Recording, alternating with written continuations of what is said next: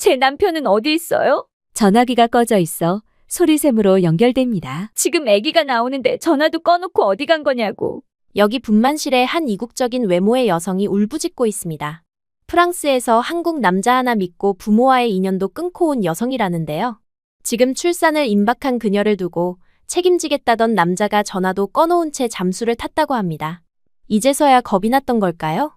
정말 할 말 없는 이 상황. 그녀의 이야기를 들어보시죠. 구독과 좋아요는 감동블라썸 영상 제작에 큰 힘이 됩니다. 제 이름은 엘로디예요. 프랑스 파리 외곽의 작은 마을에서 태어나 외동딸로 자랐습니다. 어릴 적 제 기억 속 집은 항상 따뜻했어요. 아버지는 저녁마다 제게 동화책을 읽어주셨고 어머니는 제가 좋아하는 크루아상을 구워주며 웃음이 끊이지 않던 분이셨습니다. 그때만 해도 저는 세상에서 가장 행복한 아이라고 생각했어요. 하지만 모든 것이 변하기 시작한 건 제가 15살이 되던 해였습니다. 어느 날 저녁, 평소보다 늦게 들어온 아버지의 모습이 이상했어요.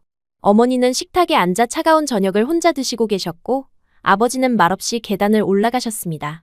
그날 밤 처음으로 부모님의 방에서 들려오는 목소리가 평소와 달랐어요.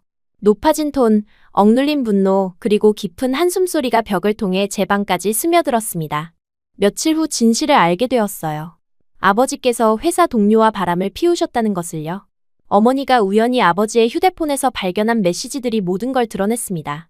그날 어머니는 처음으로 제 앞에서 울부짖으셨어요. 20년을 함께 살았는데 20년을. 어머니의 그 목소리는 지금도 제 귀에 생생해요. 아버지는 무릎을 꿇고 용서를 구하셨지만 이미 깨진 신뢰는 쉽게 회복되지 않았습니다. 이혼이라는 단어가 집안에 맴돌기 시작했어요. 하지만 결국 두 분은 이혼하지 않기로 하셨습니다. 저 때문이었어요. 엘로디를 위해서 라는 말이 집안의 새로운 주문이 되었지만 정작 저는 그 무거운 책임감이 견디기 어려웠어요. 부모님은 서로를 용서하지 않으면서도 제 앞에서만은 평범한 척 연기하셨습니다. 그 연기가 얼마나 어색하고 차가운지 저는 너무나 잘 알 수 있었어요. 집안의 분위기는 완전히 바뀌었습니다. 예전에는 저녁 식사 시간이 하루 중 가장 즐거운 시간이었는데 이제는 침묵만이 식탁을 지배했어요. 아버지는 신문을 읽는 척하며 어머니와 눈을 마주치지 않으려 하셨고 어머니는 이유 없이 그릇을 세게 놓으며 속내를 드러내셨습니다. 저는 그 사이에서 억지로 밝은 말을 해보려 했지만 점점 그것마저 포기하게 되었어요. 가장 충격적이었던 건 어느 늦은 밤 우연히 들은 부모님의 대화였습니다. 거실에서 작은 목소리로 나누는 이야기를 엿들었는데 아버지가 이렇게 말씀하시더라고요. 엘로디가 회사 다니기 시작하면 그때 정리하자. 어머니도 조용히 동의하는 듯한 기색이었어요. 그 순간 제 가슴이 철렁 내려앉았습니다.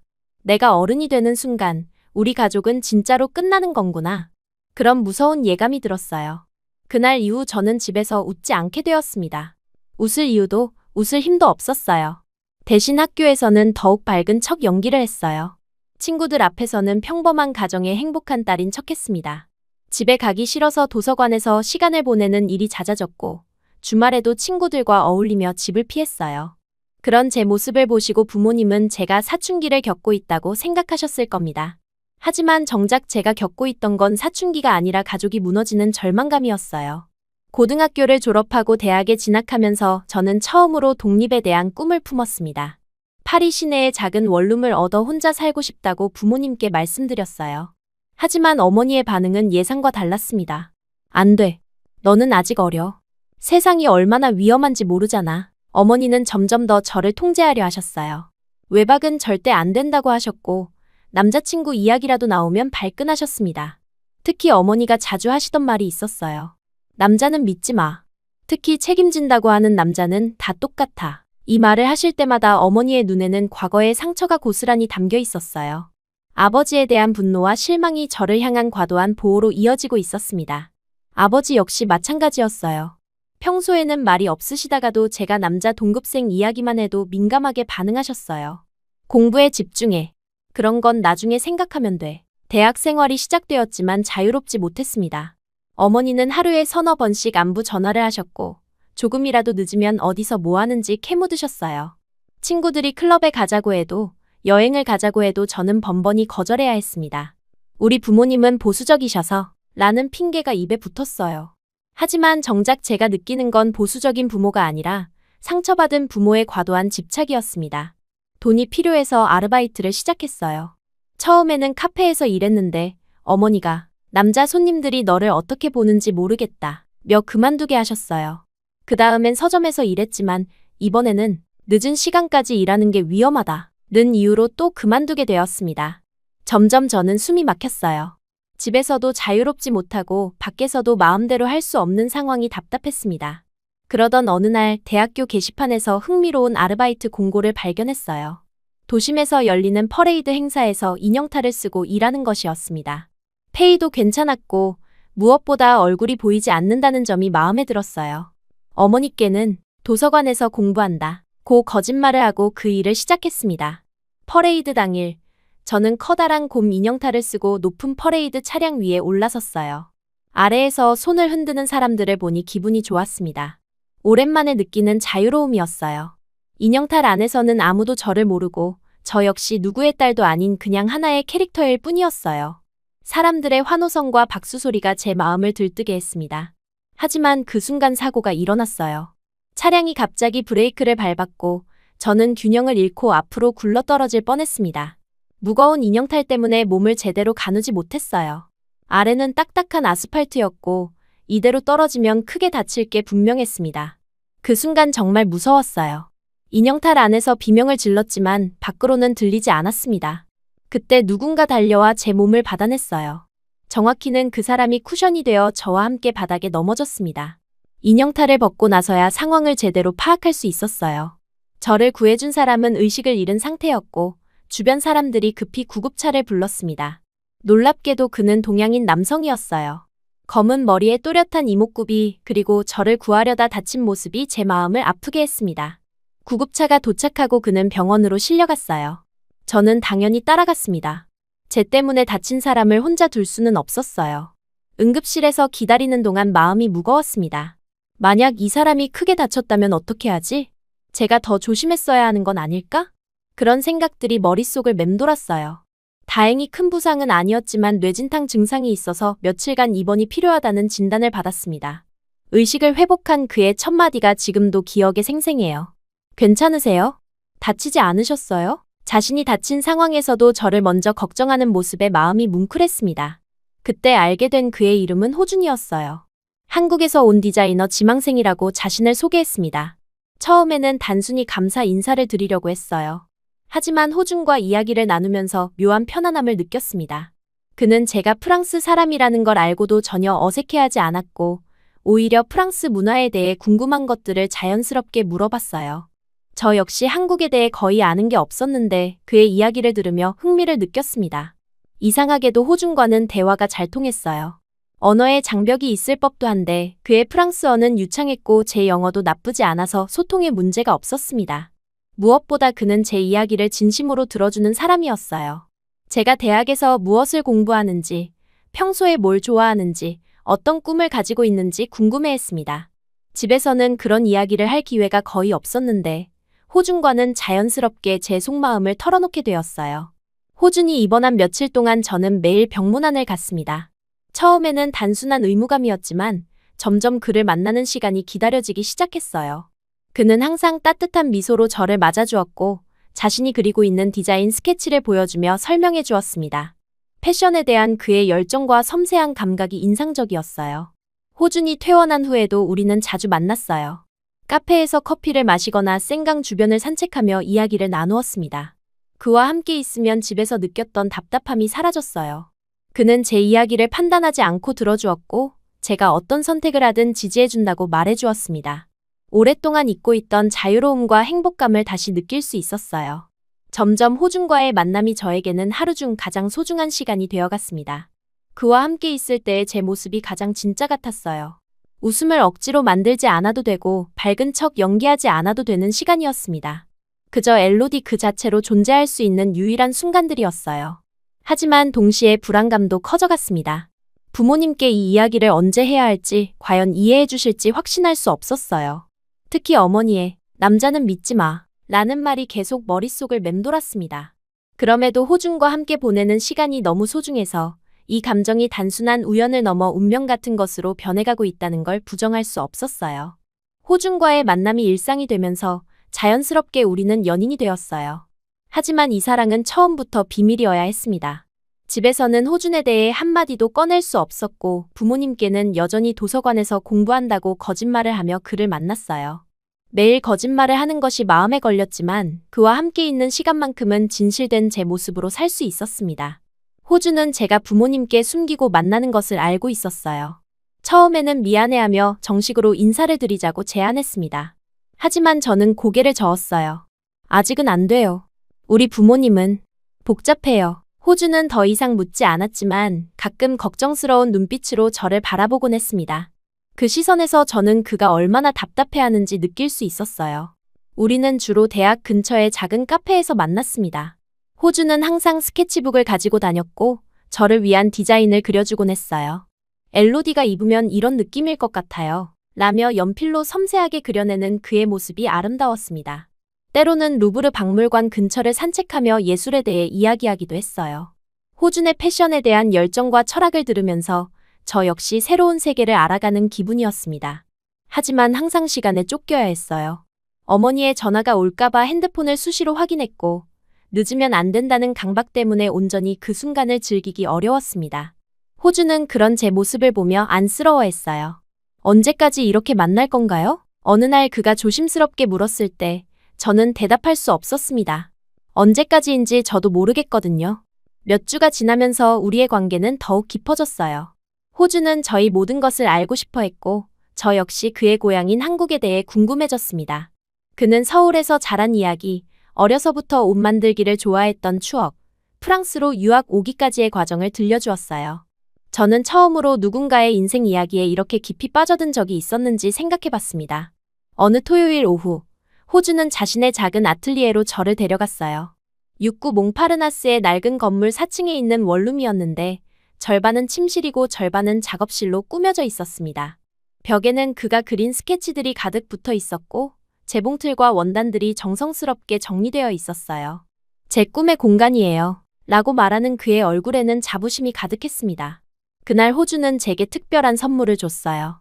지난 몇 주 동안 밤마다 만들었다는 스카프였습니다. 제가 좋아하는 파스텔 블루 색상의 섬세한 꽃무늬가 새겨져 있었어요.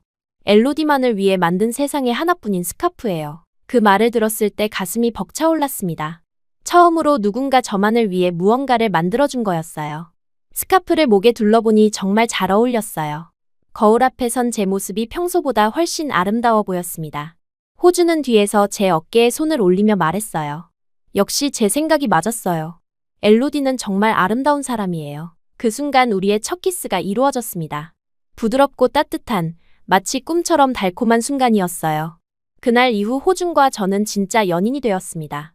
하지만 동시에 더 큰 죄책감도 느꼈어요. 부모님께 거짓말을 하는 것이 점점 무거워졌고 언젠가는 진실을 말해야 한다는 부담감이 커져갔습니다. 특히 어머니의 남자는 믿지 마 라는 말이 자꾸 떠올랐어요. 호준은 분명 다른 남자들과 달랐지만 과연 어머니가 이해해 주실까 의문이었습니다. 그러던 어느 일요일 오후 예상치 못한 일이 벌어졌어요. 호준과 함께 제 자취방에서 영화를 보고 있는데 갑자기 현관문이 열리는 소리가 들렸습니다. 어머니의 목소리가 들렸어요. 엘로디야, 엄마야. 저는 순간 얼어붙었습니다. 어머니는 미리 연락 없이 오시는 분이 아니었는데 왜 갑자기 오신 걸까요? 호준도 당황한 기색이 역력했어요. 저는 급히 그에게 침실로 숨어 있어요. 라고 속삭였지만 이미 늦었습니다. 어머니가 거실로 들어오는 순간 소파에 앉아있던 호준과 마주쳤어요. 그 순간의 침묵은 정말 끔찍했습니다. 어머니의 얼굴이 순식간에 굳어졌고 저는 심장이 멈추는 듯한 기분이었어요. 이게 뭐야? 어머니의 목소리는 낮고 차갔습니다. 분노보다는 실망이 더 큰 것 같았어요. 저는 떨리는 목소리로 설명하려 했습니다. 어머니, 이건... 하지만 어머니는 제 말을 끊었어요. 너까지 그런 남자를 믿는 거냐? 외국인 예술가라고. 정신 차려, 엘로디. 호준이 일어나서 정중하게 인사를 드리려 했지만 어머니는 그를 완전히 무시했어요. 당장 나가세요. 우리 딸한테 더 이상 접근하지 마세요. 어머니의 태도는 너무나 적대적이었습니다. 호준은 당황했지만 차분하게 말했어요. 어머님, 저는 엘로디를 진심으로. 하지만 어머니는 들으려 하지 않았습니다. 얼마 지나지 않아 아버지도 나타났어요. 어머니가 전화를 한 것 같았습니다. 아버지의 얼굴에는 분노가 가득했어요. 어떤 자식이 우리 딸을 평소 조용하시던 아버지가 이렇게 화를 내는 모습을 본 적이 없었습니다. 호준을 바라보는 아버지의 시선은 마치 원수를 보는 것 같았어요. 예술쟁이라고 했죠? 돈도 제대로 못 버는 주제에 우리 딸을 어떻게 책임질 거예요? 아버지의 말에는 편견이 가득했습니다. 호준이 얼마나 열심히 공부하고 노력하는지, 얼마나 재능 있는 사람인지는 전혀 보려 하지 않으셨어요. 그저 외국인이고 예술가라는 이유만으로 판단하고 계셨습니다. 저는 그 상황이 견딜 수 없었어요. 부모님의 편견 어린 시선과 호준을 향한 적대감이 너무 괴로웠습니다. 부모님, 제발 호준 씨 이야기를 들어보세요. 그는 정말 좋은 사람이에요. 하지만 부모님은 제 말에 귀를 기울이지 않으셨어요. 오히려 너는 세상을 모른다 며 저를 어린애 취급하셨습니다. 그 갈등이 계속되는 중에 갑자기 속이 메스꺼워졌어요. 스트레스 때문인지 급격한 구역질이 올라왔습니다. 저는 급히 화장실로 달려가 토했어요. 최근 며칠 동안 가끔 느꼈던 미묘한 체조 변화가 있었는데 그때는 단순히 스트레스 때문이라고 생각했었습니다. 하지만 이렇게 심한 구역질은 처음이었어요. 화장실에서 나왔을 때 거실은 조용해져 있었어요. 부모님과 호준 모두 걱정스러운 표정으로 저를 바라보고 계셨습니다. 어머니가 제 이마에 손을 대시며 물으셨어요. 괜찮아? 얼굴이 너무 창백해. 그 순간 문득 무서운 생각이 들었습니다. 혹시 제가 임신한 건 아닐까요? 며칠 후 병원에서 받은 검사 결과는 제 예상이 맞았습니다. 임신이었어요. 의사 선생님이 축하드립니다. 라고 말씀하셨지만 저는 전혀 기쁘지 않았습니다. 오히려 앞이 캄캄해졌어요. 아직 대학생인 제가 부모님의 반대를 받고 있는 상황에서 아이를 가진다는 것이 현실적으로 받아들여지지 않았습니다. 집으로 돌아가서 부모님께 말씀드려야 했어요. 호준도 함께였습니다. 그는 제 손을 꼭 잡고 함께 이겨내자고 말해주었지만 저는 여전히 두려웠어요. 부모님의 반응이 어떨지 뻔히 예상되었거든요. 예상대로 부모님은 큰 충격을 받으셨어요. 어머니는 한동안 말을 잇지 못하시다가 이런 일이 하며 주저앉으셨습니다. 아버지는 분노로 얼굴이 새빨갛게 되셨어요. 그때 호준이 앞으로 나서서 말했습니다. 죄송합니다. 제가 책임지겠습니다. 하지만 아버지의 반응은 예상보다 훨씬 격렬했어요. 호준의 멱살을 잡으며 소리를 지르셨습니다. 책임이라고? 너 같은 놈이 무슨 책임을 지겠다는 거야. 저는 그 모습을 보며 절망감에 빠졌어요.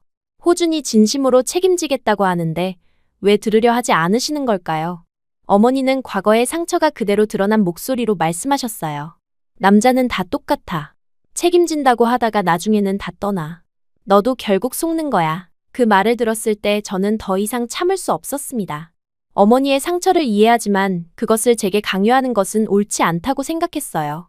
바람 피운 사람이 할 말은 아니에요. 제가 외쳤을 때 거실이 순간 조용해졌습니다.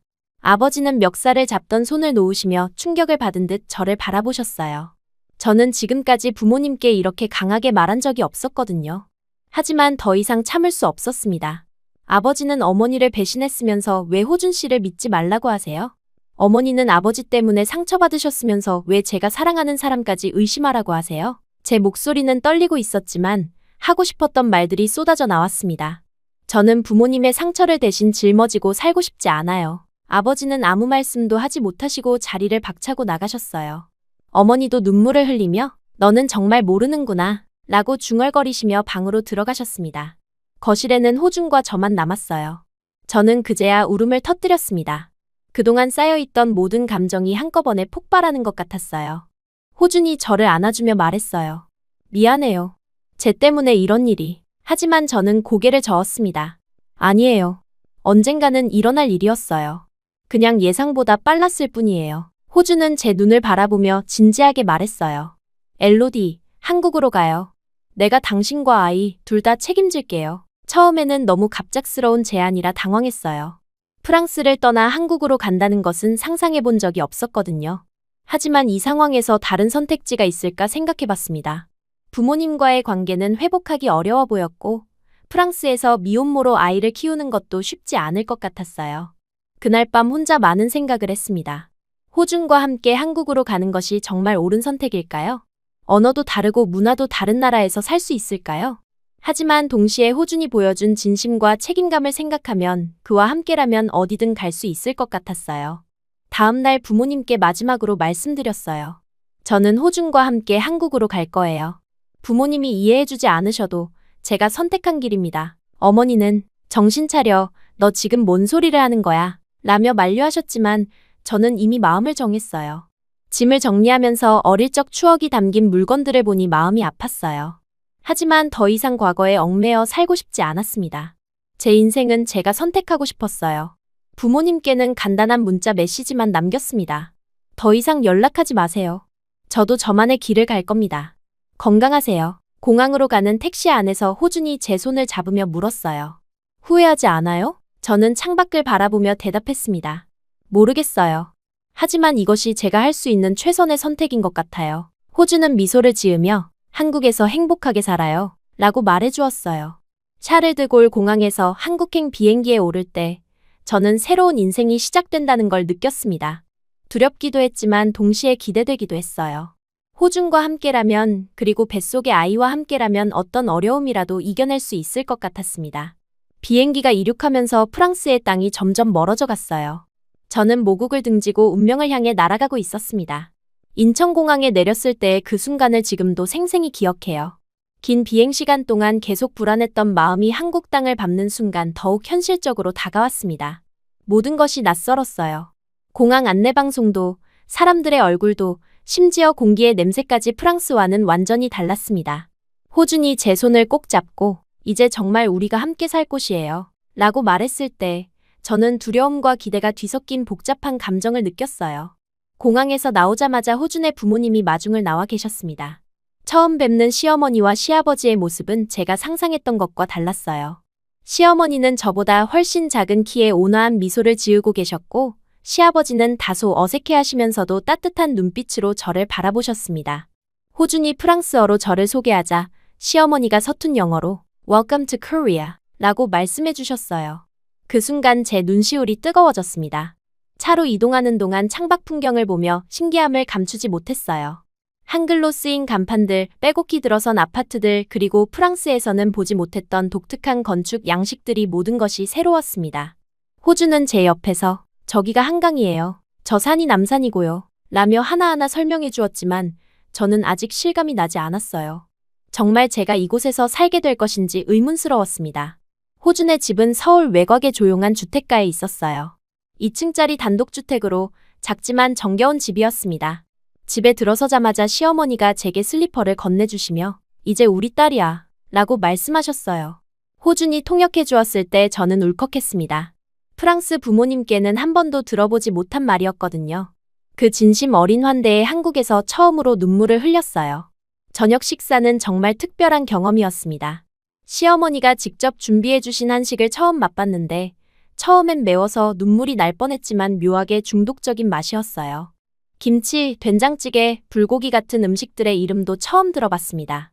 시어머니는 제가 잘 못 먹는 걸 보시고 걱정스러워하시며 입맛에 안 맞지? 라고 물으셨어요. 저는 고개를 저으며 맛있어요 라고 한국말로 말해보려 했는데 발음이 어색했나 봐요. 가족들이 모두 웃으셨지만 따뜻한 웃음이었습니다. 임신 사실을 시부모님께 말씀드렸을 때의 반응은 정말 감동적이었어요.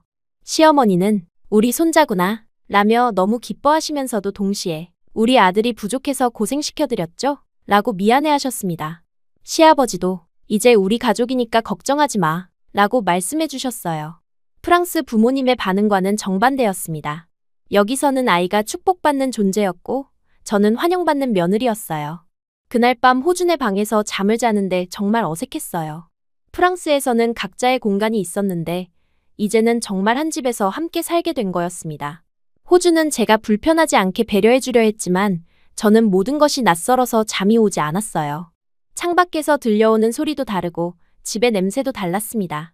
과연 제가 이곳에 잘 적응할 수 있을까 하는 걱정이 밤새 머릿속을 맴돌았어요. 다음 날부터 본격적인 한국 생활이 시작되었습니다. 가장 먼저 해야 할 일은 혼인신고였어요. 구청에 가서 서류를 작성하는 과정이 복잡했지만 호준이 차근차근 도와주었습니다. 제 외국인 등록증을 만들고 각종 서류를 준비하는 과정에서 한국의 행정 시스템을 처음 경험했어요. 공무원들이 저를 신기한 듯 바라보는 시선이 약간 부담스럽기도 했지만 대부분 친절하게 도와주셨습니다. 혼인신고를 마치고 나니 정말 호준과 부부가 된 기분이었어요. 하지만 정식 결혼식은 나중에 하기로 했습니다. 아직 뱃속에 아이도 있고 제가 한국 생활에 적응하는 것이 먼저라고 생각했거든요. 시어머니도 천천히 준비하자. 며 이해해 주셨어요. 그 배려심이 정말 고마웠습니다. 하지만 언어 문제는 정말 큰 벽이었습니다. 일상적인 대화도 호준이 통역해 주어야 했고, 혼자서는 아무것도 할 수 없는 상황이었어요. 시장에 가거나 병원에 갈 때도 항상 누군가의 도움이 필요했습니다. 독립적으로 살아왔던 제게는 이런 의존적인 상황이 답답하기도 했어요. 하루빨리 한국어를 배워야겠다는 생각이 간절했습니다. 호주는 정말 책임감 있는 남자였어요. 아이가 생긴 걸 알고 나서부터 더욱 열심히 일했습니다. 낮에는 패션 회사의 디자인을 넘기며 프리랜서로 일했고, 저녁에는 공사장에서 아르바이트를 했어요. 하루에 3, 4시간밖에 못 자는 날도 많았는데 한 번도 힘들다는 소리를 하지 않았습니다. 오히려 우리 아이에게 가난을 물려주고 싶지 않아요. 라며 더욱 열심히 일했어요. 호준이 밤늦게 공사장에서 돌아올 때면 정말 마음이 아팠어요. 온몸이 시멘트 먼지 투성이가 되어서 돌아오는 모습을 보면서 쟤 때문에 이렇게 고생하는 것 같아 미안했습니다. 하지만 호준은 항상 괜찮아요. 우리가 함께라면 뭐든 할 수 있어요. 라며 웃어주었어요. 그 웃음이 얼마나 큰 위로가 되었는지 몰라요. 공사장에서 돌아온 후에도 호준은 디자인 작업을 멈추지 않았습니다. 쉬는 시간에도 스케치북을 들고 그림을 그렸고 아이를 위한 옷을 미리 디자인하기도 했어요. 우리 아이가 태어나면 세상에서 가장 예쁜 옷을 입혀줄 거예요. 라고 말하는 그의 모습에서 아버지가 될 준비를 하고 있다는 걸 느꼈습니다. 그런 호준의 모습은 저에게 큰 감동을 주었어요. 시간이 지나면서 배가 점점 불러왔습니다. 처음에는 신기하기만 했던 임신이 점점 현실적으로 다가왔어요. 시어머니는 저를 정말 친딸처럼 돌봐주셨습니다. 임신 중에 좋은 음식들을 챙겨주시고 병원 검진에도 함께 따라가 주셨어요. 한국의 산부인과 시스템은 프랑스와 달라서 처음엔 당황했지만 시어머니가 모든 걸 알려주셔서 큰 도움이 되었습니다. 하지만 이상하게도 호주는 가끔 프랑스 부모님 이야기를 꺼냈어요. 엘로디 부모님께 연락해보면 어떨까요? 손자가 생긴다는 소식을 들으시면 마음이 바뀌실지도 몰라요. 그럴 때마다 저는 단호하게 고개를 저었습니다. 아직 그 상처가 아물지 않았거든요. 부모님이 호준을 대했던 모습, 저를 믿지 않았던 그 순간들이 아직도 생생했어요. 아직은 안 돼요. 제가 준비가 안 됐어요. 제 대답에 호준은 더 이상 묻지 않았지만 가끔 아쉬운 표정을 짓곤 했어요. 아마 그도 가족이 모두 모여 아이를 축하해주길 바랐을 겁니다. 하지만 저에게 가족은 아직도 고통의 기억이었어요. 프랑스에서의 마지막 며칠이 너무 아팠거든요. 한국어 공부도 조금씩 시작했습니다. 시어머니가 한글을 가르쳐 주셨는데 정말 어려웠어요. 프랑스어와는 완전히 다른 문자 체계라서 처음엔 암호 같았습니다. 하지만 조금씩 단어를 익혀가면서 시어머니와 간단한 대화를 할 수 있게 되었어요. 고마워요. 사랑해요. 맛있어요. 같은 기본적인 표현들을 배우면서 한국 생활에 조금씩 적응해갔습니다. 동네 마트에 혼자 가보기도 했어요. 처음에는 뭐가 뭔지 몰라서 헤맸지만 점차 한국 음식 재료들을 구분할 수 있게 되었습니다. 마트 직원분들도 제가 외국인인 걸 알고 친절하게 도와주셨어요. 한국 사람들의 정이 정말 많다는 걸 그때 처음 느꼈습니다. 임신 7개월쯤 되었을 때부터는 몸이 많이 무거워졌어요. 계단 오르기도 힘들어지고 밤에 잠도 잘 오지 않았습니다. 시어머니는 이제 조심해야 한다 며 더욱 세심하게 돌봐주셨어요. 호준도 공사장 일을 조금 줄이고 집에 있는 시간을 늘려주었습니다. 두 사람의 배려가 정말 고마웠어요. 그런데 출산 예정일이 2주 앞으로 다가왔을 때 호준에게 좋은 기회가 생겼습니다. 지방에 있는 건설 현장에서 5일간 단기 일을 하면 평소보다 훨씬 많은 돈을 벌 수 있다는 거였어요. 호준은 고민스러워하며 제게 물었습니다. 어떻게 생각해요? 아직 2주나 남았는데. 저는 내심 불안했어요. 아이가 예정일보다 일찍 나올 수도 있다는 걸 알고 있었거든요. 하지만 호준이 그동안 우리를 위해 얼마나 고생했는지 알고 있었기에 시어머니도 계시고 아직 시간도 있으니까 다녀오세요. 라고 말했습니다. 호준은 정말 고마워하며 꼭 5일만 다녀올게요. 뭔 일이 있으면 바로 연락해요. 라고 약속했어요. 호준이 떠나는 날 아침, 저는 왠지 모를 불안감을 느꼈어요. 하지만 그냥 예비 엄마의 괜한 걱정이라고 생각하며 밝게 보내주었습니다. 조심히 다녀와요. 우리 잘 있을게요. 호준은 제 배를 쓰다듬으며 아빠 올 때까지 기다려 우리 아가 라고 말하고 떠났어요. 호준이 떠난 첫째 날과 둘째 날은 괜찮았습니다. 시어머니와 함께 아기용품을 정리하고 출산 준비물을 점검했어요. 호준도 저녁마다 전화해서 안부를 물었고 모든 것이 순조로웠습니다. 하지만 셋째 날 새벽 갑자기 뭔가 이상한 느낌이 들었어요. 잠에서 깨어보니 침대가 젖어 있었습니다. 처음에는 무슨 일인지 몰랐는데 곧 양수가 터진 거라는 걸 깨달았어요. 너무 당황해서 시어머니 라고 소리쳤습니다.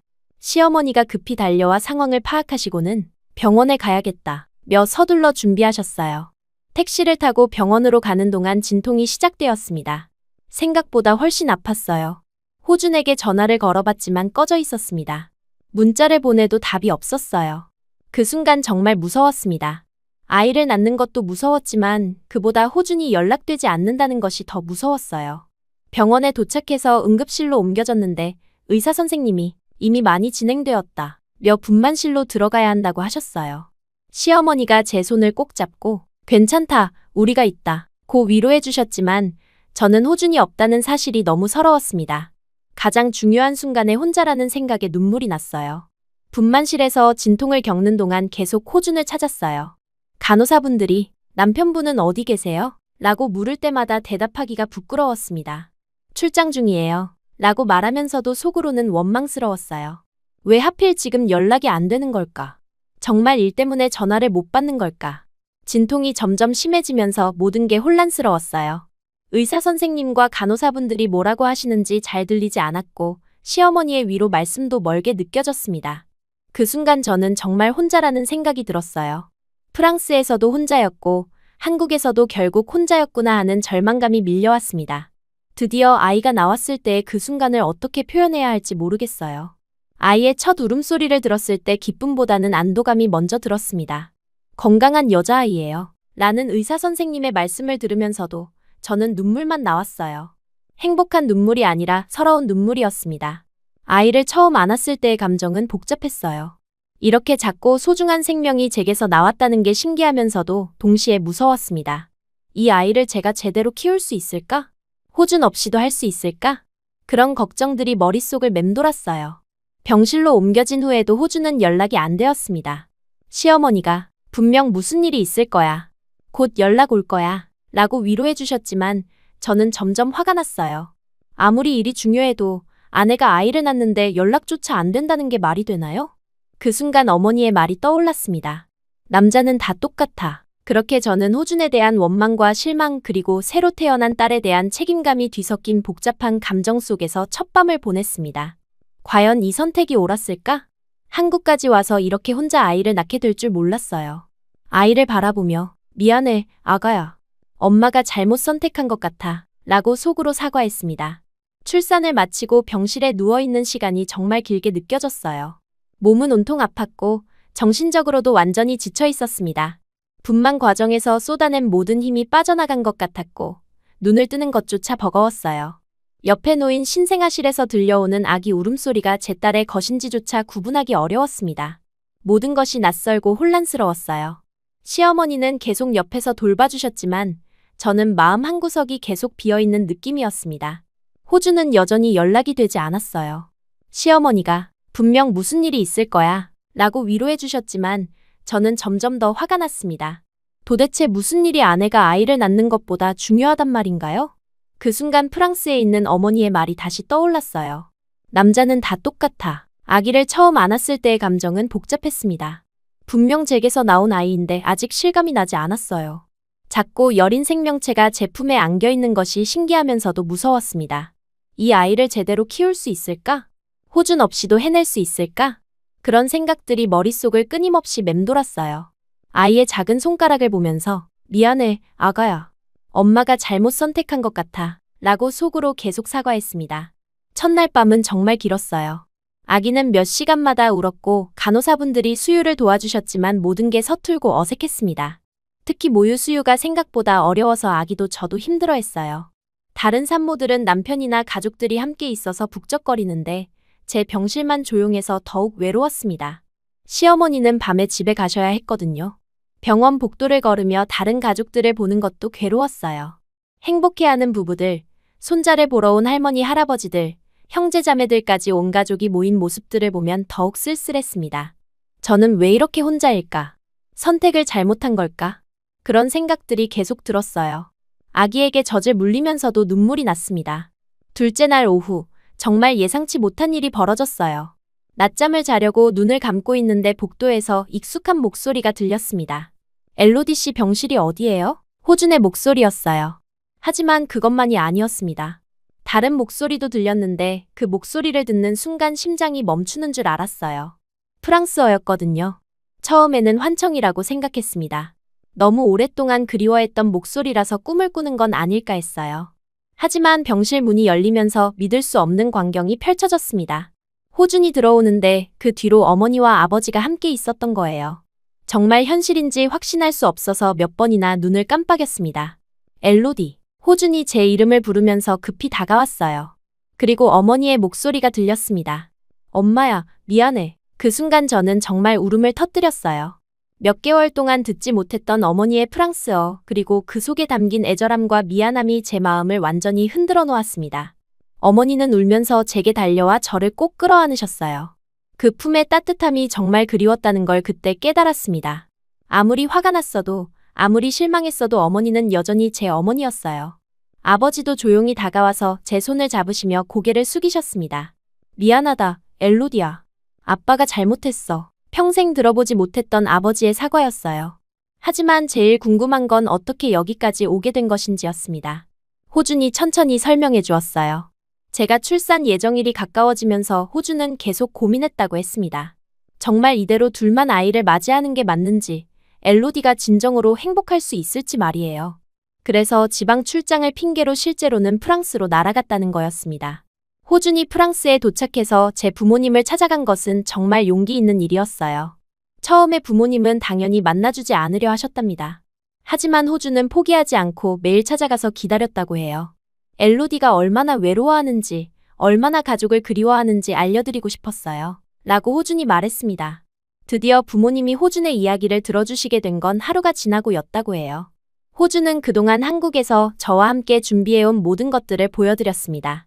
아기방을 준비하는 사진들, 제가 한국어를 배우는 모습, 그리고 무엇보다 제가 한국에서 보낸 편지들을 가져갔다고 했어요.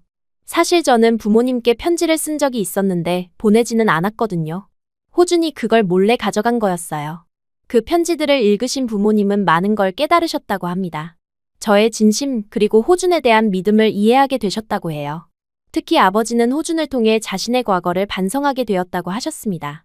내가 얼마나 오만했는지, 딸의 행복보다 내 편견을 앞세웠는지 깨달았다. 고 말씀하셨어요. 어머니도 마찬가지였습니다. 자신의 상처 때문에 저까지 불행하게 만들려 했다는 걸 인정하셨어요. 내 아픔이 내 발목을 잡게 해서는 안 되는 거였어. 라고 눈물을 흘리며 말씀하셨습니다. 부모님은 서로에 대한 오래된 상처도 이야기하게 되었다고 해요. 아버지의 외도, 어머니의 불신, 그리고 그로 인해 제가 받은 상처까지 모든 걸 털어놓으셨다는 거였습니다. 결국 부모님은 호준과 함께 한국으로 오기로 결심하셨어요. 딸의 첫 아이가 태어나는데 곁에 없을 수는 없다. 는 게 이유였습니다. 호준은 그래서 연락이 안 되었던 거였어요. 비행기에서는 휴대폰을 꺼야 했고 부모님을 설득하느라 정신없었다고 했습니다.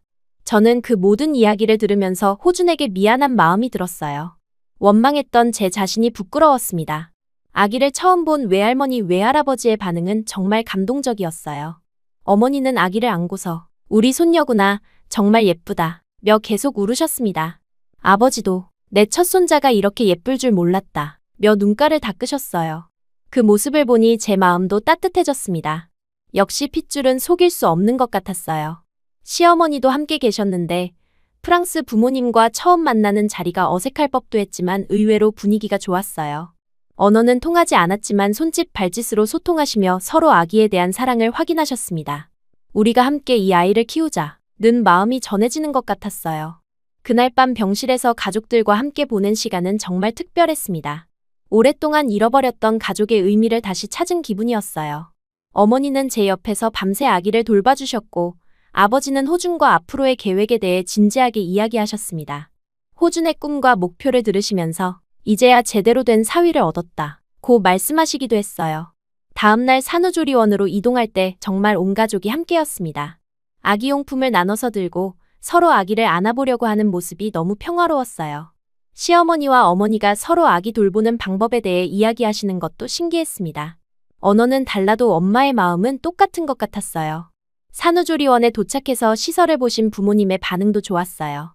호준이 얼마나 정성스럽게 준비했는지 알 수 있었거든요. 아버지는 한국의 산후조리 시스템이 정말 체계적이구나 라고 감탄하셨고, 어머니는 우리 딸이 좋은 곳에서 회복할 수 있겠네 라고 안심하셨습니다. 그 말을 들으니 정말 다행이라는 생각이 들었어요. 부모님이 한국에 머무시면서 매일 조리원에 면회 오시기로 하셨습니다. 그동안 쌓였던 오해와 상처들을 천천히 풀어나갈 시간이 생긴 거죠. 어머니는 이제 진짜 할머니가 됐구나 라고 눈물을 글썽이시며 말씀하셨고, 아버지도 손녀를 제대로 돌봐야지 라고 다짐하셨어요. 그날 밤 조리원 병실에서 호준과 둘이 아기를 바라보며 이야기했습니다.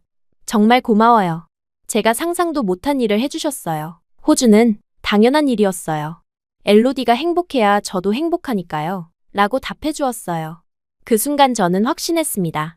호준이 제게 가져다 준 건 단순한 사랑이 아니라 진짜 인생의 회복이었다는 걸 말이에요. 이제 가족이라는 단어가 더 이상 무겁지 않았습니다. 오히려 따뜻하고 든든한 느낌이었어요. 프랑스에서 온 부모님, 한국에 있는 시부모님, 그리고 호준과 저, 그리고 우리 딸까지 모두가 하나의 큰 가족이 된 기분이었습니다. 앞으로 한 달간 산후조리원에서 보낼 시간이 정말 소중한 회복의 시간이 될 것 같았어요. 산후조리원에서 보낸 한 달은 단순히 몸을 회복하는 시간이 아니었습니다. 오히려 그동안 쌓여있던 마음의 상처들을 치유하는 진짜 회복의 시간이었어요.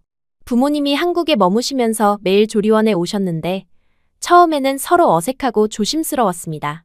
하지만 아기라는 작은 존재가 우리 사이의 얼음을 녹여주는 것 같았어요.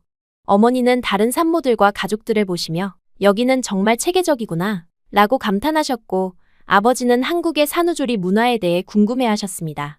호준이 하나하나 설명해드리는 모습을 보니 정말 좋은 사위를 둔 것 같다는 생각이 들었어요. 조리원에서의 첫 번째 진솔한 대화는 어머니와 둘만 있을 때 시작되었습니다. 어머니가 아기에게 젖을 물리는 저를 도와주시다가 갑자기 엘로디야, 엄마가 정말 미안해 라고 말씀하셨어요. 그때까지는 서로 조심스럽게 대화했는데 그 순간부터 진짜 이야기가 시작된 것 같았습니다. 어머니는 자신이 왜 그렇게 남자들을 불신하게 되었는지 차근차근 설명해 주셨어요.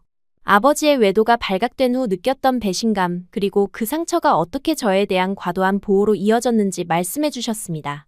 내가 같은 상처를 받지 않았으면 했는데 오히려 내가 너를 더 아프게 했구나 라고 눈물을 흘리시며 고백하셨어요.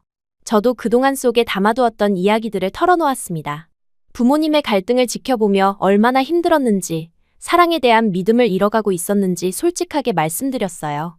어머니가 남자는 다 똑같다고 하실 때마다 저는 사랑 자체를 포기하고 싶었어요. 하지만 호준을 만나면서 모든 남자가 아버지 같지는 않다는 걸 알게 됐어요. 그 말을 들으신 어머니는 더욱 미안해하셨습니다. 자신의 상처 때문에 제가 행복할 기회를 놓칠 뻔했다는 걸 깨달으신 거죠. 호준이 정말 좋은 사람이구나. 처음에는 편견 때문에 못 봤는데 이제는 확실히 알겠어 라고 인정해 주셨어요. 그 순간 제 마음에서 오랫동안 쌓여있던 원망이 사라지는 걸 느꼈습니다. 아버지와의 대화는 더욱 어려웠어요. 평소에 감정 표현을 잘하지 않으시는 분이라 어떻게 시작해야 할지 몰랐거든요. 하지만 어느 날 아버지가 먼저 말을 걸어오셨습니다. 엘로디야, 아빠 이야기 좀 들어볼래? 조심스럽게 물어보시는 모습에서 진심이 느껴졌어요. 아버지는 과거의 실수에 대해 처음으로 진심 어린 사과를 해주셨습니다. 나는 늘 미안했지만 미안하다는 말 한마디가 그렇게 어려웠어. 왜 외도를 하게 되었는지, 그때 무슨 생각이었는지도 솔직하게 털어놓으셨어요. 변명이 아니라 정말 반성하는 마음으로 말씀해 주시는 게 느껴졌습니다. 저도 그동안 아버지에 대해 느꼈던 실망감을 이야기했어요. 아버지를 존경했는데 그 일 이후로는 남자라는 존재 자체를 믿기 어려워졌어요. 그래서 호준을 만났을 때도 처음에는 경계했거든요. 아버지는 그 말을 들으시고 정말 괴로워하셨습니다. 자신의 실수가 딸의 인생에 그런 영향을 미쳤다는 걸 처음으로 실감하신 것 같았어요. 하지만 이제는 다 지난 일이에요. 호준을 통해서 진짜 책임감 있는 남자가 어떤 건지 알게 됐거든요. 제 말에 아버지는 고개를 끄덕이시며 호준이 정말 훌륭한 사람이야. 아빠가 처음에 너무 편견을 가졌었어 라고 인정해 주셨어요. 그런 아버지의 모습을 보니 용서할 수 있을 것 같았습니다. 부모님 사이의 관계도 조금씩 회복되어 가는 게 보였어요. 처음에는 서로를 의식하며 어색해 하셨는데 아기를 중심으로 자연스럽게 대화가 늘어났습니다. 손녀를 어떻게 돌봐야 하는지, 앞으로 어떻게 키워야 할지에 대해 이야기하시면서 다시 하나의 팀이 되어가는 것 같았어요. 어느 날은 부모님이 둘이서 조용히 이야기하시는 모습을 봤습니다. 오랜만에 보는 평화로운 모습이었어요. 나중에 어머니께서 아빠와 많은 이야기를 했어. 이제는 정말 다시 시작하려고 해. 라고 말씀해 주셨어요. 그 말을 들으니 정말 기뻤습니다. 제 아이가 할아버지 할머니의 화해까지 이끌어낸 것 같았거든요. 호주는 그 모든 과정에서 정말 중요한 역할을 했어요. 부모님과 저 사이에서 통역도 해주시고 때로는 중재자 역할도 해주셨습니다. 특히 아버지와 호준이 서로를 이해해가는 과정이 감동적이었어요. 처음에는 서먹했지만 점차 진솔한 대화를 나누게 되었습니다. 아버지는 호준의 디자인 작업에 관심을 보이셨어요. 어떤 옷을 만드는 거야? 라고 물어보시며 스케치북을 들여다보셨습니다. 호준이 자신의 꿈과 목표에 대해 설명할 때 아버지는 진지하게 들어주셨어요. 젊은이가 꿈이 확실하구나. 아빠도 응원한다. 고 말씀해 주시는 모습에 호준도 감동받은 것 같았습니다. 호준은 밤에도 아기를 돌봐주었어요. 아기가 울면 제일 먼저 달려가서 기저귀를 갈아주고 분유를 먹여주었습니다. 처음에는 서툴렀지만 금세 능숙해졌어요. 그런 호준의 모습을 본 아버지가 정말 책임감 있는 사위를 얻었구나 라고 감탄하시는 걸 들었을 때 제가 올바른 선택을 했다는 확신이 들었습니다. 시어머니와 제 어머니의 관계도 특별했어요. 언어는 통하지 않았지만 손짓 발짓으로 소통하시며 서로의 육아 노하우를 공유하셨습니다. 어머니가 프랑스식 이유식에 대해 설명하시면 시어머니는 한국의 전통 육아법을 알려주셨어요. 두 분이 함께 아기를 돌보시는 모습을 보니 정말 따뜻했습니다. 호주는 조리원에서도 디자인 작업을 멈추지 않았어요. 아기가 잠든 사이사이에 스케치북에 그림을 그리거나 노트북으로 작업을 했습니다. 지금이 오히려 영감이 많이 떠올라요. 우리 딸을 위한 옷들을 디자인하고 있어요. 라고 말하는 그의 모습에서 아버지로서의 책임감과 꿈에 대한 열정을 동시에 느꼈어요. 어느 날 호준이 완성한 아기 드레스를 보여주었는데 정말 예뻤습니다. 연한 핑크색 원단에 섬세한 레이스 장식이 달린 작은 드레스였어요. 우리 딸이 좀 더 크면 입힐 거예요. 라고 설명하는 호준을 보며 이 사람이 정말 좋은 아빠가 될 거라는 확신이 들었습니다. 부모님도 호준의 디자인 재능을 인정해 주셨어요. 특히 아버지는 이 정도 실력이면 유럽에서도 충분히 성공할 수 있겠어. 라고 평가해 주셨습니다. 호준은 그런 인정을 받아서 정말 기뻐했어요. 장인어른의 인정만큼 소중한 것도 없을 테니까요. 조리원에서의 마지막 주가 되었을 때 우리는 앞으로의 계획에 대해 진지하게 이야기했습니다. 부모님은 프랑스로 돌아가셔야 했지만 이제는 언제든 연락할 수 있다는 안정감이 있었어요. 1년에 한 번은 꼭 한국에 올게.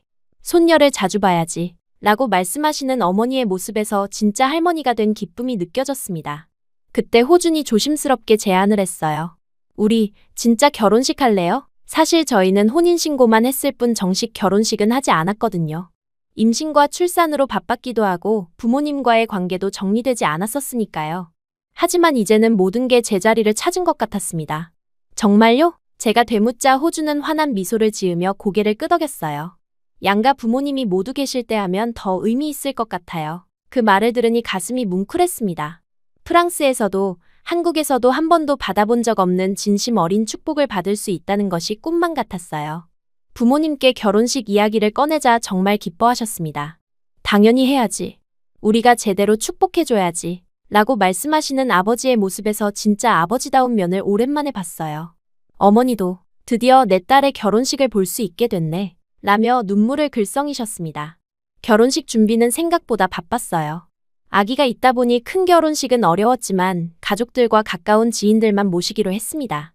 호준의 디자이너 친구들과 제가 한국에서 알게 된 몇 분, 그리고 양가 가족들이 전부였어요. 작지만 정말 의미 있는 결혼식이 될 것 같았습니다. 웨딩드레스는 당연히 호준이 직접 디자인해 주었어요. 수유를 해야 하는 상황을 고려해서 실용적이면서도 우아한 디자인으로 만들어 주었습니다. 처음 입어봤을 때 정말 완벽했어요. 역시 내 남편이 최고의 디자이너야. 라고 농담을 했더니 호준이 정말 기뻐했습니다. 결혼식 당일 아침부터 온 가족이 분주했어요. 어머니는 제 머리를 손질해 주시고 아버지는 호준과 함께 마지막 점검을 하셨습니다. 시어머니는 아기를 돌봐주시면서 오늘은 정말 좋은 날이야. 라고 계속 말씀하셨어요.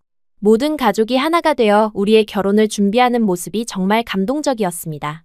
결혼식장은 작은 채플이었어요. 호준이 선택한 곳인데 아담하면서도 따뜻한 분위기였습니다. 가족들이 앞자리에 앉으시고 친구들이 뒤에 앉았어요. 아기는 시어머니가 안고 계셨는데 마치 우리 결혼식을 지켜보는 것처럼 조용했습니다. 아버지와 함께 버진로드를 걸을 때의 기분은 정말 특별했어요.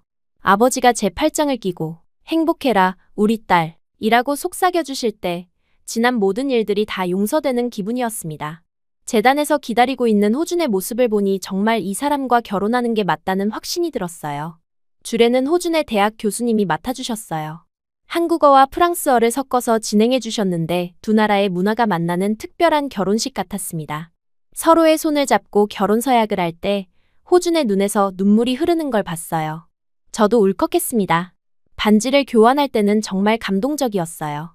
호준이 직접 디자인한 반지였는데 심플하면서도 의미 있는 디자인이었습니다. 평생 함께 하겠습니다. 라고 말하는 호준의 목소리가 떨리는 게 느껴졌어요.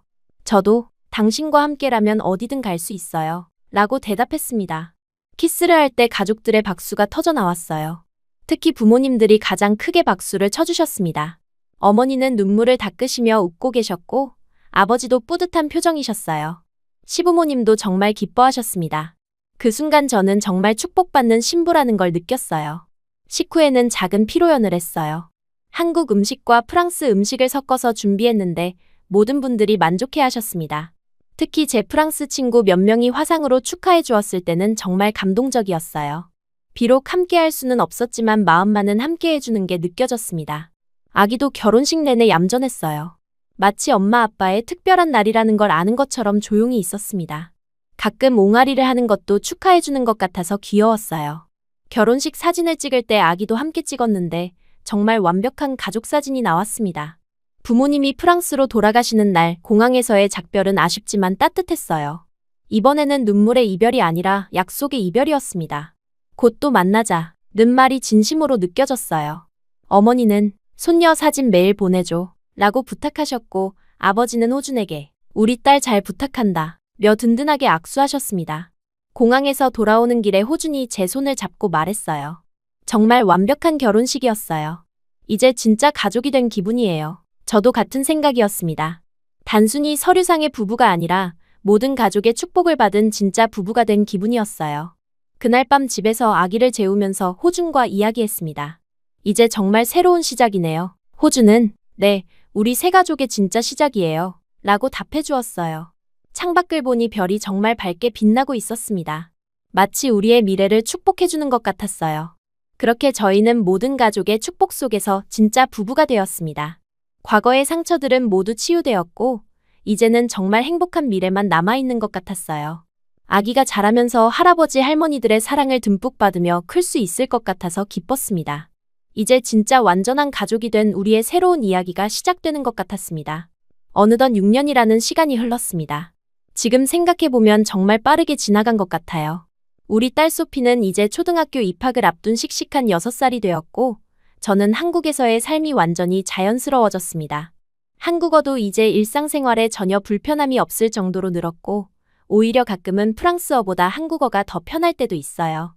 호주는 정말 많이 달라졌습니다. 예전처럼 밤늦게 공사장에 나가지 않아도 되는 삶을 살게 되었어요. 그의 디자인 실력을 알아본 몇몇 패션 브랜드에서 러브콜을 보냈고 지금은 자신만의 작은 브랜드도 운영하고 있습니다. ELODY라는 이름의 브랜드인데 제 이름을 따서 지었다고 하더라고요. 처음 들었을 때 정말 감동받았어요. 호준의 브랜드는 주로 여성복과 아동복을 전문으로 합니다. 특히 아동복 라인이 인기가 많아서 백화점에서도 입점 제한이 들어올 정도예요. 호준이 디자인하는 옷들은 실용적이면서도 세련된 감각이 있어서 젊은 엄마들 사이에서 입소문을 타고 있습니다. 그런 호준을 보면서 정말 자랑스러워요. 하지만 호준에게 가장 중요한 고객은 여전히 저와 소피입니다. 계절마다 저희를 위한 옷을 직접 만들어주시는데 그때의 호준은 유명 디자이너가 아니라 그냥 사랑하는 남편이자 아빠예요. 소피는 아빠가 만든 옷이 제일 예뻐 라고 항상 자랑하는데 그럴 때마다 호준의 얼굴이 환해집니다. 저는 다문화센터에서 프랑스어 통역 봉사를 하고 있어요. 일주일에 2번 정도 나가는데 저처럼 한국에 정착한 외국인 여성들을 도와드리는 일입니다. 처음 한국에 왔을 때의 제 모습이 그분들에게서 보이거든요. 언어의 장벽, 문화의 차이, 외로움 같은 것들을 저도 겪어봤기 때문에 더 잘 이해할 수 있어요. 특히 프랑스에서 온 여성분들을 만날 때는 정말 반가워요. 고향 이야기를 나누면서 그리움을 달래기도 하고 한국 생활의 팁들을 알려드리기도 합니다. 언니, 어떻게 이렇게 잘 적응하셨어요? 라고 물어보시는 분들이 많은데 그럴 때마다 저는 사랑하는 사람이 있으면 어디든 고향이 될 수 있어요. 라고 답해드려요. 봉사활동을 하면서 느끼는 건 제가 정말 많이 성장했다는 거예요. 예전에는 누군가를 도와준다는 생각을 해본 적이 없었는데 이제는 제 경험이 다른 사람에게 도움이 될 수 있다는 게 뿌듯해요. 소피도 가끔 센터에 따라와서 엄마가 다른 사람들을 도와주는 거 맞죠? 라고 물어볼 때 정말 자랑스럽습니다. 소피는 정말 밝고 건강하게 자라고 있어요.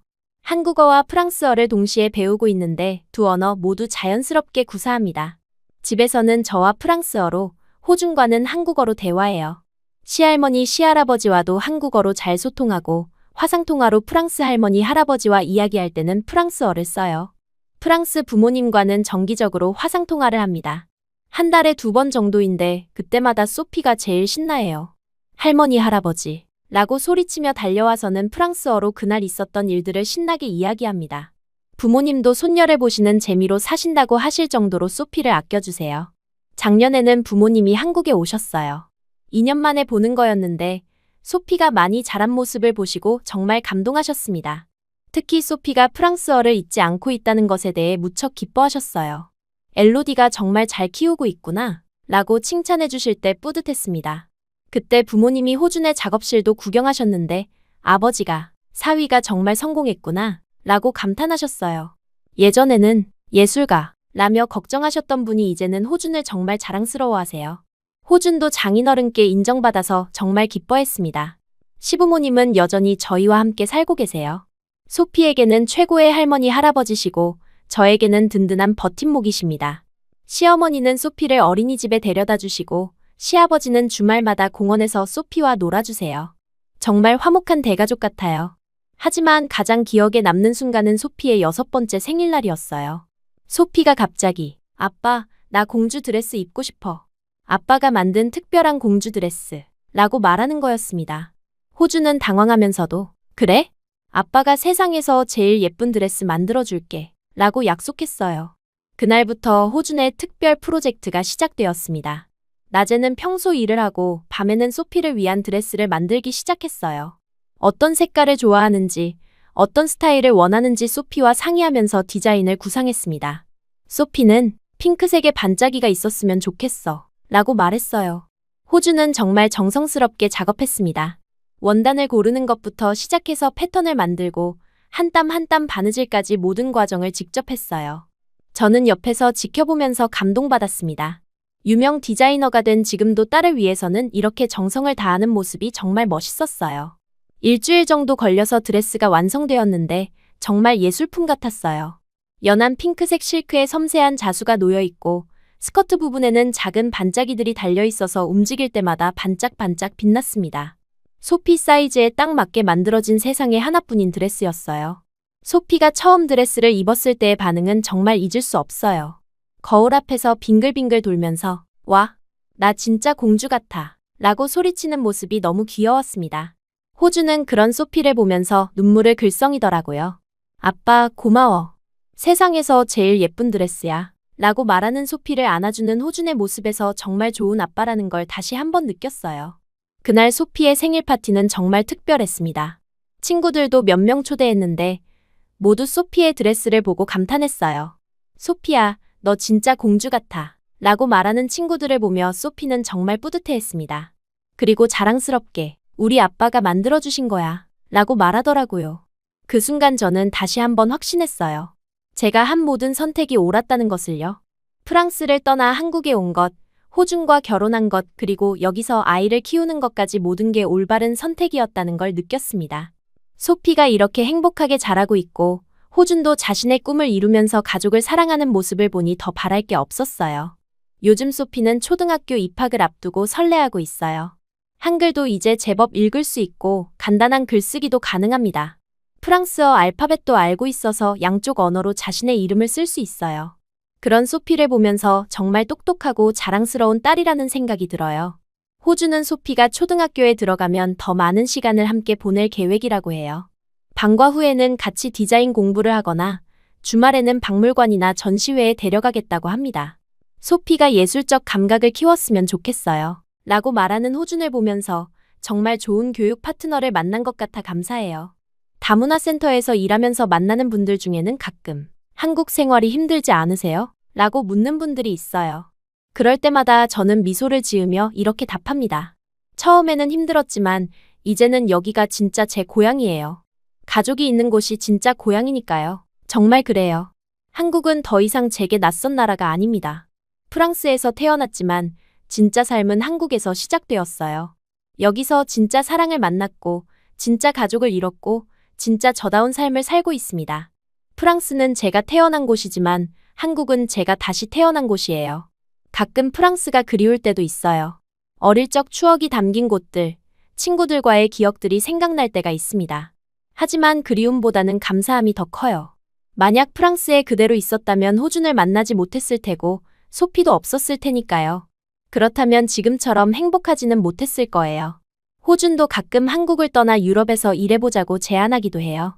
그의 실력이면 충분히 파리나 밀라노에서도 성공할 수 있을 거라고 생각하거든요. 하지만 저는 한국에서 계속 살고 싶어요.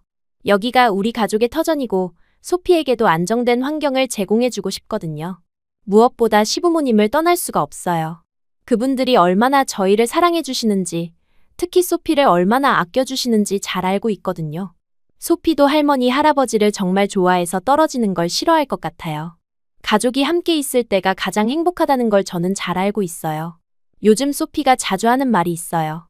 엄마, 나 커서 아빠처럼 옷 만드는 사람 될래. 그럴 때마다 호주는 정말 기뻐해요. 자신의 일을 딸이 좋아한다는 것만큼 뿌듯한 일도 없을 테니까요. 저는 소피가 정말 하고 싶은 일을 하면 돼 라고 말해주지만 속으로는 호준처럼 자신의 꿈을 이루는 사람이 되었으면 좋겠어요. 지난주에는 소피가 처음으로 그림을 그려서 보여주었어요.